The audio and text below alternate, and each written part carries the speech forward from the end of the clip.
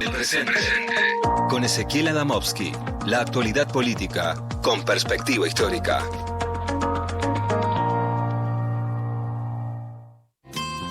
Bueno, le damos la bienvenida a Ezequiel Adamovsky. Hola, Eze, ¿cómo va? ¿Qué tal? ¿Cómo están? ¿Cómo va todo por ahí?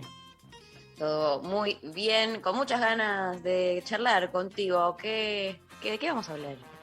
Bueno, hoy les traigo una reflexión un poco sobre cómo se organizan los regímenes de visibilidad, ¿no? ¿Qué cosas vemos y qué cosas no vemos de aquello que nos rodea, ¿no? Esto a propósito de los Pandora Papers, una nueva filtración masiva de documentos que muestran, bueno, centenares de casos de evasión fiscal en lugares de secreto bancario, paraísos fiscales o esos entramados de sociedades offshore, ¿no? Ya tuvimos desde 2015, venimos teniendo varias de estas, los Swiss Leaks, los Panama Papers, los Bahamas Leaks, los Paradise Papers y ahora estos Pandora, con un impacto a nivel global bastante diferente. En algunos países estas revelaciones generaron la caída de dirigentes y procesos judiciales importantes, en otros poco y nada.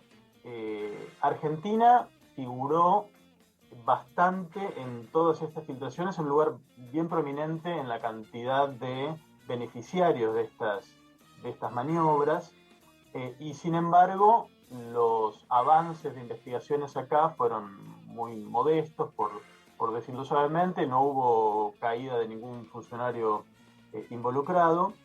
En los Pandora Papers aparecemos como tercer país en el ranking de beneficiarios, nada menos. O sea, es un lugar bien, bien alto. Gracioso que los expertos en justificar la evasión fiscal inmediatamente salieron a decir que es porque en nuestro país hay mucha presión tributaria, cosa que es un mito con el que insisten, pero lo cierto es que en el primer cuando puesto decís está que hay delitos porque hay mucha pobreza, les parece injustificable, pero cuando decís que hay offshore porque hay presión tributaria, ahí se justifica. Claro, sí, es culpa del estatismo, pero bueno, igual en la lista de estos beneficiarios, el ranking, el podio lo tiene Inglaterra, que es un país sin populismo, sin estatismo, sin impuestos altos ni nada por el estilo. Así que bueno, está claro que lo que hay es ganas de no pagar impuestos, no hay otra explicación. Pero de lo que quería hablar más bien hoy es en el modo en que se presentó la información, tanto en Argentina como también en el resto del mundo, porque aparece bastante desdibujado lo que debería ser el eje principal de la información.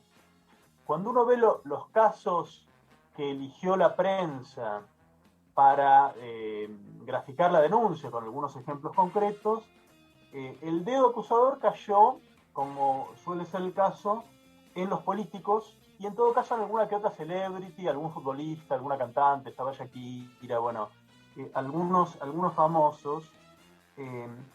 Pero la principal categoría ocupacional, digamos, de involucrados quedó invisibilizada nuevamente, ¿no? Entre los miles de casos registrados esta vez, los que predominaban eran empresarios, y estos grupos aparecen poco y nada mencionados. A veces aparece mencionado alguno de los que conocemos algún apellido, pero la verdad es que ni siquiera conocemos los apellidos de esta gente, con lo cual tampoco nos sería muy significativo si nos lo dieran, ¿no?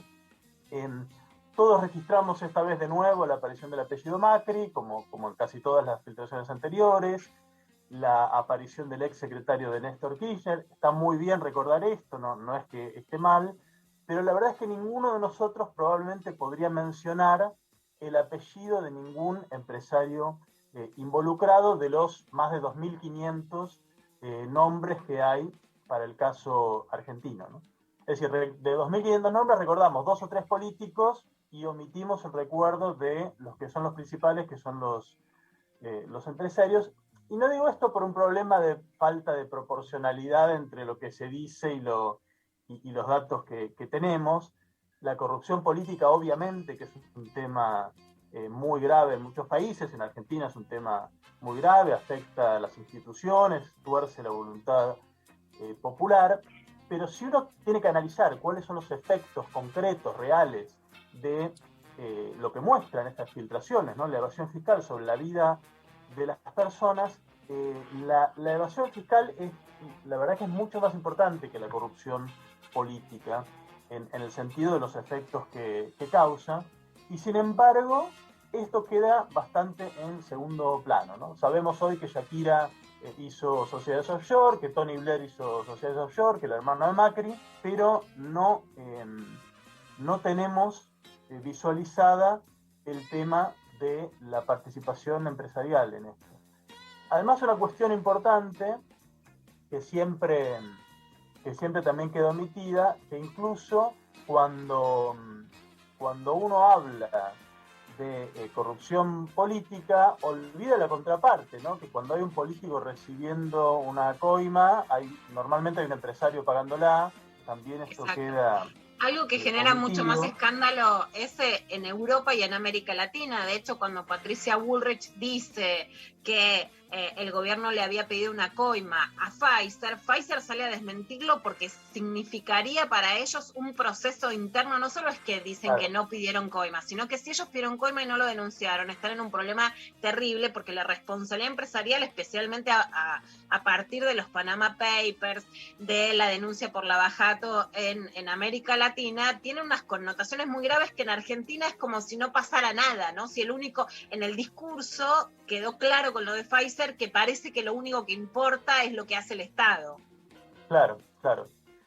Una y otra vez nos pasa eso, se corre el eje de la noticia.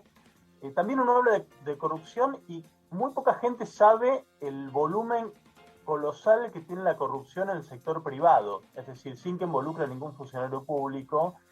Cualquiera que conoce cómo funciona una firma más o menos importante sabe que tienen que cambiar a los gerentes de compras cada 6 meses porque los proveedores los coimean y esto genera mayores costos que pagamos los consumidores. Esto es un problema enorme, también invisibilizado, y me parece que no es casual que permanezcan invisibles los que son los principales protagonistas de esta noticia que tenemos hoy, ¿no? El mundo empresarial está protegido por toda una arquitectura de invisibilidad que necesita y requiere para su funcionamiento, ¿no? Con estas filtraciones podemos ver algunas de las aristas de esta arquitectura de invisibilidad. Podemos ver que hay secreto bancario, que existen el disparate de que haya acciones al portador de las empresas, es decir, sin que esté escrito el nombre del verdadero dueño, esas cajas chinas de sociedades offshore que nunca se sabe quiénes son los dueños, esos bufetes de abogados y contadores dedicados especialmente a borrar todas las huellas. Pero realmente esa arquitectura de invisibilidad es todavía mucho más grande, ¿no? Recordarán ustedes cuando tuvimos la ley de blanqueo hace poco, que el Estado se ocupó de garantizar en la propia ley el anonimato de quienes se acogían al blanqueo, al punto que el proyecto de ley original castigaba con penas de cárcel a los periodistas que eventualmente difundieran información sobre los beneficiarios, ¿no? Es decir, se puso el secreto, el beneficio del secreto, por encima incluso de la libertad de prensa. Y uno incluso podría ir más profundo que esto y más allá a los propios sistemas legales que tenemos, que también apuntaran el secreto, nada menos que, por ejemplo, con la figura de la sociedad anónima, ¿no? Que está pensada precisamente para eso, para que los dueños reales de compañías tengan un resguardo de su nombre y de sus patrimonios particulares. Una legislación que es relativamente reciente, es una legislación moderna y que se expandió por todo el mundo. Y la verdad es que no hay otra categoría de personas que se beneficien de esa arquitectura de silencio y de secreto como los empresarios, ¿no? No tenemos derecho a saber quién evadió impuestos y se acogió a un blanqueo, pero sí hacemos un clic en la computadora y podemos ver quién recibe un plan social, ¿no? Con nombre y apellido, cuánto recibe y demás. Esa información sí es pública, no la otra. Si se cae un puente mal construido, bueno, podemos saber quién fue el ingeniero que lo construyó y probablemente tenga que responder ante la justicia, pero no así los dueños de la empresa que construyeron ese puente, ¿no? Y en general es realmente muy poco, es poquísimo lo que sabemos, digamos, del 1% más rico de la población que permanece en buena medida en la sombra. Tenemos, digamos, ejércitos de encuestadores, sociólogos, trabajadores sociales que nos dicen, analizan y saben cada cosa de lo que sucede en los sectores medios y en las clases populares, pero de el 1% más rico no sabemos casi nada, no responden encuestas, nadie les toca el timbre, ni siquiera sabemos en general dónde viven. Para saber cuánto gana realmente ese 1%, los economistas tienen que hacer estimaciones súper sofisticadas y complicadas porque realmente no hay datos, no hay forma de saberlo a ciencia cierta. Y de modo tal que permanece bastante invisible su significado en la sociedad. Hay una cosa que siempre discuto con amigos, que es la forma en que las estadísticas públicas presentan las diferencias de ingreso, ¿no? Normalmente cuando se habla de los ricos, se habla del decil, el primer decil de ingreso, se supone que esos son los ricos. Y el ABC1. Sí, el ABC1 es el lenguaje publicitario, el INDEC utiliza deciles, ¿no? El 10% más rico de la población. Y cuando uno ve cuánto es lo que gana concretamente alguien para estar en el 10% más rico de la población, bueno, alguien entra en esa categoría ganando 2 o 3 veces el salario mínimo. Es decir, un trabajador calificado, un camionero, quizás el portero de un edificio, por su nivel de ingreso ya está en el decil más rico, y suponemos que que los ricos son ese decil, y en ese 10% que el INDEC llama estratos altos, bueno, el 1% queda diluido, disimulado en ese promedio con miles de personas o decenas de miles de personas que en verdad no son ricos ni estratos altos ni mucho menos, ¿no? Permanecen otra vez acá invisibles, y todo esto además tiene un efecto bastante concreto en la manera en que cada uno de nosotros y nosotras imagina las desigualdades. Es interesante que algunas encuestas, cuando le preguntan a la población cuánto más imagina que gana la gente más rica que uno, la gente cuando responde dice, no, la gente más rica que uno gana, no sé, debe ganar como 5 veces más que yo, o 10 veces más que yo. Nadie imagina que ese número en verdad se mide en cientos de veces, no en unidades o en decenas, o a veces en miles inclusive, ¿no? Hubo una charla que dio Mayra Arena, no sé si se acuerdan ustedes hace un tiempo, que fue muy famosa la charla, que ella contaba que cuando era chiquita y vivía en una villa, para ella su imagen de lo que eran los ricos era una familia que vivía al lado de la villa, que ella había podido entrar al baño y que tenía un baño con bidet. Para ella los ricos eran eso, tener un baño con bidet eran los ricos. Y uno se ríe, pero realmente la mayoría de nosotros piensa que los verdaderamente ricos están mucho más cerca de nuestra realidad de lo que imaginamos, ¿no? Sí. También me pasó a mí les cuento otra anécdota.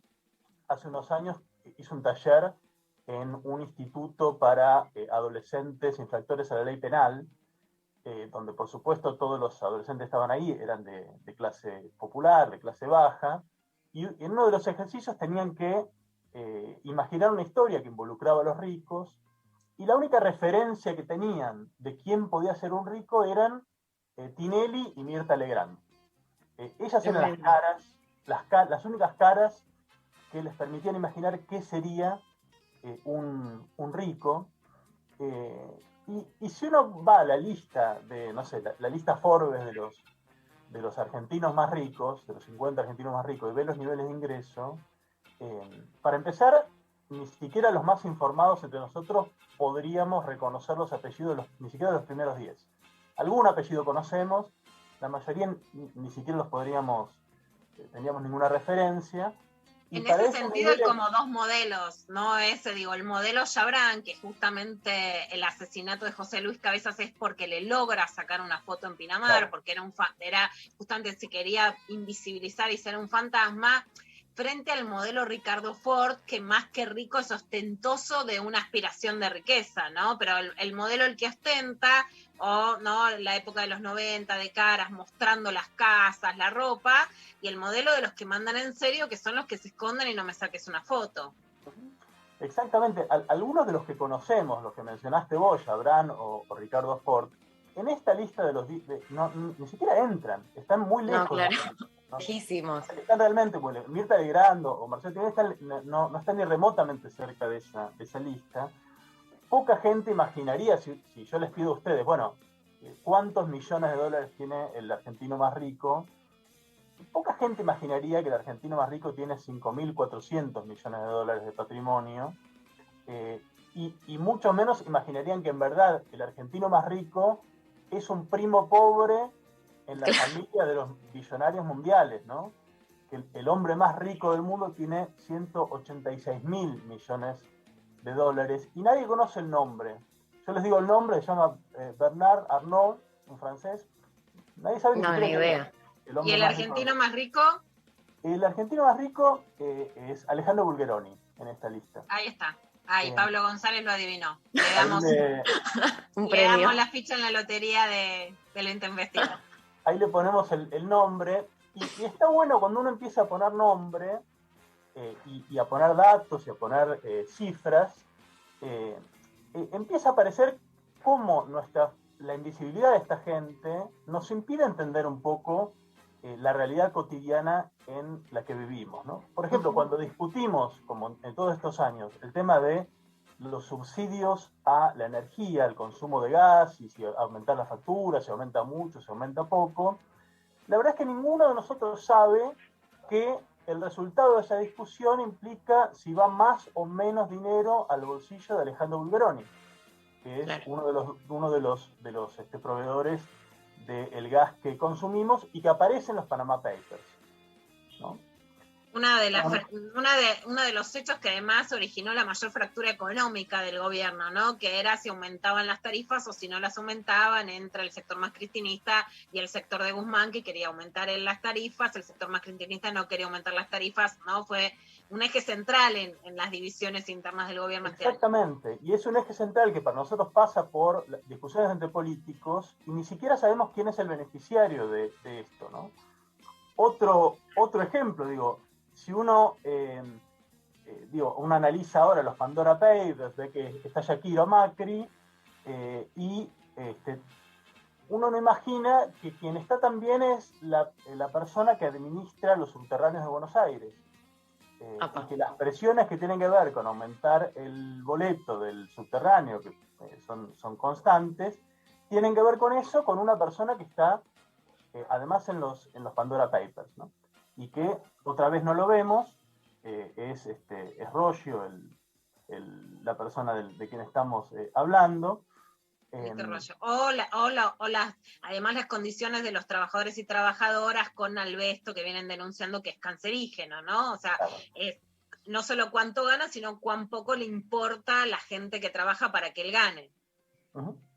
Exactamente. Si uno empieza a visibilizar todos esos lazos, todos esos vínculos, se empiezan a entender más otras cosas, ¿no? Estamos preocupados en estos días por el crecimiento electoral de una figura de extrema derecha que sacó un montón de votos en la ciudad de Buenos Aires, como es Milei, que se propone antisistema y propone el desmantelamiento del Estado y hace una especie de loa a la evasión fiscal, la justifica, le parece que está bien. Y también, nuevamente acá, muy pocos saben que el número 5 en la lista de más ricos de la Argentina, que se llama Eduardo Eurnekian, es quien lo financió durante décadas para que se convierta en la figura conocida que es hoy, y también aparece en los Panama Papers, ¿no? Hay toda una serie de lazos de toda esta arquitectura de invisibilidad que no podemos ver, que conectan, digamos, nuestros bolsillos, las penurias que tienen las arcas públicas, las dificultades que tenemos de llegar a fin de mes, con toda esa estructura de cuevas, guaridas fiscales, islas fantásticas, bufetes de abogados top, por los cuales el 1% más rico elude el pago de impuestos y acumula las ganancias que acumula, ¿no? Es una arquitectura de invisibilidad que es, por supuesto, mediática, pero que también es legal, es estadística, es política, se despliega en todos los planos y nos impide ver ese mundo del 1%, y a veces uno le da un poco de bronca porque ponemos el foco siempre exclusivamente en fiscalizar el mundo de la política, que está bien, por supuesto que hay que hacerlo, pero a veces un poco eso funciona ayudando a esa ceguera que tenemos, ¿no? Poner el foco únicamente allí y correr, como en el caso del modo en que se informó sobre los Pandora Papers y todas las demás filtraciones, correr el eje de lo que debería ser el foco principal, que es la conexión entre el mundo de la política y el mundo de este 1%, y de hecho el lugar central que en esta trama ocupa ese 1%. Solo para ir terminando hay un personaje que no lo quiero dejar pasar, que es Mario Vargas Llosa, que también tenía sus derechos de autor en un offshore. Yo digo que mis derechos de autora los tengo en el mercado, pago a mis hijos cuando me piden plata, ¿no? Que es parte de las diferencias. Pero es decir, bueno, que el Estado no sea populista para darle a los pobres, pero si yo gano por derechos de autor y pido una sociedad liberal, después no tributo, sino que también la pongo en offshore, ¿no? Que tiene que ver con los discursos.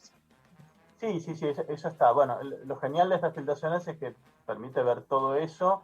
Políticamente la verdad es que está distribuida, hay de todo, pero sí, personajes. Igual da bronca que, nuevamente en este caso, conocemos el nombre de Mario Vargas Llosa, que es políticamente una persona relevante, pero a nivel patrimonio es un perejil, es una persona insignificante por comparación con las personas realmente ricas que están detrás de toda esta operatoria, ¿no? Totalmente. Creo que hay una tarea de empezar a echar un poco más de luz sobre ese mundo que no vemos. Bueno, y en eso ojalá que ahí estaremos tratando de que el mundo sea un lugar mejor y que estas cosas empiecen a conocer y a visibilizar estos entramados que nos condicionan también en nuestro cotidiano. Así que gracias. El verdadero poder, el que no votamos, pero el que en realidad nos decide y también, por supuesto, en vez de tributar, esconde. Gracias.